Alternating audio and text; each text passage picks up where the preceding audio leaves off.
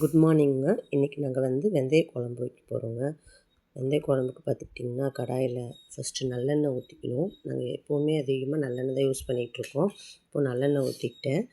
அடுத்தது கடுகு போட்டுக்கிறேங்க. கடுகு கொஞ்சம் பொரிஞ்சு வந்ததுக்கப்புறம் கடுகு நல்லா பொரிஞ்சு வரட்டுங்க. பொரிஞ்சு வந்ததுக்கப்புறமா நம்ம வெந்தயம் ஆட் பண்ணிக்கணும். இப்போது வெந்தயம் போட்டேங்க. வெந்தயமும் கொஞ்சம் லைட்டாக பொரிஞ்சால் போதும். அடுத்து பார்த்துக்கிட்டிங்கன்னா வெங்காயம், பூண்டு இதெல்லாம் போட்டுக்கிறேங்க. அடுத்து கருவேப்பிலை நான் ஆட் பண்ணிவிட்டேன். அதில் இது நல்லா வணங்கணுங்க. அதாவது நல்லா கோல்டன் கலரில் வர அளவுக்கு வணங்கணும். வெந்தய குழம்பு மட்டும் பார்த்துக்கிட்டிங்கன்னா நல்லா வணங்கணுங்க. எங்கள் வீட்டுக்காருக்கு ரொம்ப பிடிக்கும். ஆனால் நல்லா கெட்டியாக தயிர் மாதிரி இருக்கணும்னு சொல்லுவார். அவங்க பாட்டி அந்த மாதிரி தான் வைப்பாங்களாம்மா. அதனால் அவருக்கு ரொம்ப பிடிக்குங்க வெந்தய குழம்பு. இப்போ தக்காளி ஆட் பண்ணிக்கிறேங்க. நான் ஒரு 4 தக்காளி கட் பண்ணி ஆட் பண்ணிக்கிட்டேங்க. இது கொஞ்சம் இதாகிட்டாலும் எங்கள் வீட்டுக்காரர் என்ன குழம்பு வச்சுருக்க அப்படின்னு சொல்லிடுவார். ஏன்னா அவருக்கு ரொம்ப பிடிச்சது சாம்பார் தாங்க. இப்போ நான் தக்காளி கூடவே மஞ்சத்தூள் கொஞ்சம் உப்பு போட்டேங்க கொஞ்சம். ஏன்னா தக்காளி சீக்கிரமாக வணங்கி வரும், அதுக்காக போட்டுட்டேன். நல்லா தக்காளி வணங்கினதுக்கப்புறம் மிளகாத்தூள் நான் ஒரு இந்த ஸ்பூனால் 5 டீஸ்பூன் போட்டிருக்கேன். உங்களுக்கு ஏற்ற காரத்துக்கு ஏற்ற மாதிரி நீங்கள் போட்டுக்கோங்க. இது இதை வணக்கிட்டு அடுத்து பார்த்துக்கிட்டிங்கன்னா கொஞ்சம் நான் தண்ணி ஆட் பண்ணிப்பேங்க. ஏன் தண்ணி ஊற்றுறேன் அப்படின்னு பார்த்துக்கிட்டிங்கன்னா, ஒரு சிலர் புளியை கரைச்சி ஊற்றிடுவாங்க. இது எங்கள் வீட்டுக்காரரோட சித்தி சொல்லி கொடுத்த டிப்ஸுங்க. ஃபஸ்ட்டு தண்ணி கொஞ்சம் ஒரு 2 நிமிஷம் அந்த தண்ணியோட வெங்காயம் தக்காளி கிரேவி கொதித்து வந்ததுக்கு அடுத்தது புளி தண்ணி ஊற்ற சொல்லி அவங்க கொடுத்த ஒரு சின்ன டிப்ஸு தாங்க. ஒரு நாள் என் கூட பார்த்தாங்க, அப்போது சொல்லி கொடுத்தாங்க. இது நல்லா இருந்துச்சு அந்த டிப்ஸு. அதனால் அதிலேருந்து நான் அப்படியே ஃபாலோ பண்ணிட்டேன்.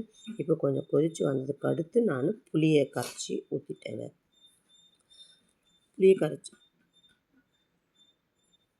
கரைச்சி ஊற்றுனதுக்கப்புறமா நமக்கு எவ்வளோ தேவைப்படுதோ தண்ணி, அது அளவுக்கு தண்ணி ஆட் பண்ணிட்டாங்க. இது நல்லா கொதித்து வந்ததுக்கப்புறம் எண்ணெய் பிரியுது பாருங்கள். அப்போது என்ன பண்ணணும், லைட்டாக கொஞ்சம் வெல்லம் போட்டுக்கணுங்க. ஏன்னா அந்த வெல்லம் புளிப்பு தன்மை கார்ப்பு தன்மையை கொஞ்சம் குறைச்சி கொடுக்கும். நல்லாயிருக்கும், டேஸ்ட் நல்லாயிருக்கும். அடுத்ததுங்க வெந்தயத்தை வறுத்து பொடி பண்ணி வச்சுருக்கேங்க. நான் அம்மியில் தான் பொடி பண்ணேனுங்க. நல்லாயிருக்கும் அம்மியில் பொடி பண்ணால். அது பொடி பண்ணி போட்டுட்டு அதுக்கடுத்து கொஞ்சம் டேஸ்ட் பார்த்தப்போ உப்பு கம்மியாக இருந்துச்சுங்க. அதனால் திரும்ப நான் அதில் உப்பையும் ஆட் பண்ணுவேங்க.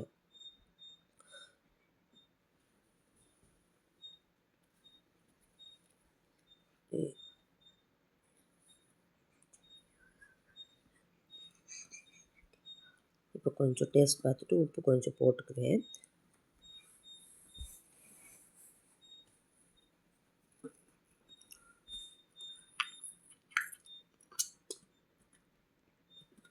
கொஞ்சம் உப்பு போட்டாச்சுங்க. இப்போ போதுங்க, உப்பு போதும். அடுத்தது இறக்குற கண்டிஷன் வந்தோடனே பெருங்காயத்தூள் எங்கள் அம்மா எப்போவுமே இறக்கும்போது தான் போடுவாங்க. சாம்பார்னாலும் சரிங்க, ரசம்னாலும் சரி, இந்த மாதிரி புளிக்குழம்பு, மீன் குழம்பு எதுனாலுமே குழம்பு இறக்கும்போது தான் இதை போடுவாங்க. இப்போ நம்ம இறக்கி ஒரு பாத்திரத்தில் மாற்றி வச்சாச்சு. எங்கள் வீட்டில் எங்கள் பாப்பா தஸ்விகா அம்மா டேஸ்ட்டுக்காக கொஞ்சம் கொடுங்க, டேஸ்ட் பண்ணி பார்க்குறேன்னு சொல்லி கேட்டால். அவளுக்கு கொடுத்தேன். லைட்டாக சுட்டுருச்சு.